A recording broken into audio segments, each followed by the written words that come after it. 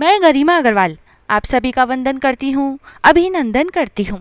आइए आज हम सुनते हैं हरियाली अमावस्या की कथा।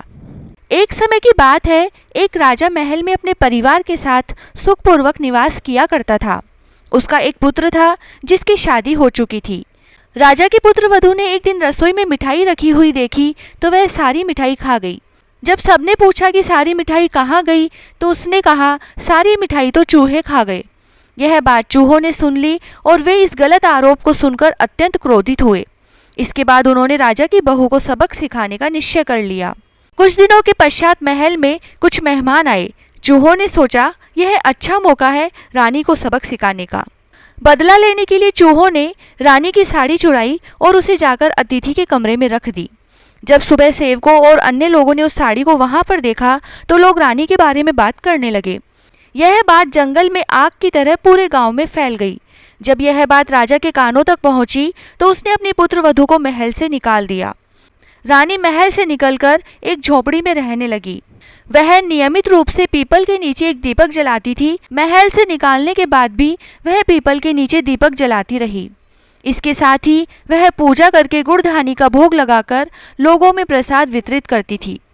इस प्रकार कुछ दिन बीत जाने के बाद एक दिन राजा उस पीपल के पेड़ के पास से गुजरे जहां रानी हमेशा दीपक जलाया करती थी। इस दौरान उनका ध्यान उस पेड़ के आसपास जगमगाती रोशनी पर गया। राजा इसे देखकर चकित रह गए।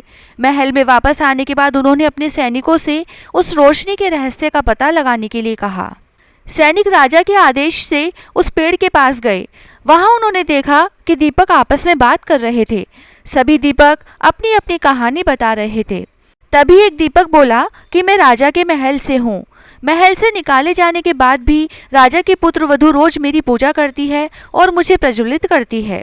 सभी अन्य दीपक ने उससे पूछा कि रानी को महल से क्यों निकाला गया, तो उसने बताया कि एक दिन रानी ने मिठाई खाकर चूहों का झूठा नाम लगा दिया। इस पर चूहे नाराज हो गए और रानी से बदला लेने के लिए उनकी साड़ी अतिथि के कमरे में रखाए।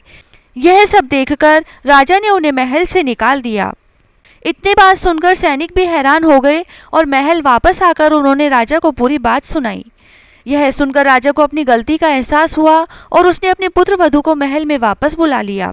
इस प्रकार पीपल के पेड़ की नियमित पूजा करने का फल रानी को मिला। उसके बाद वह अपना जीवन महल में आराम से व्यतीत करने लगी। जय श्री राधे।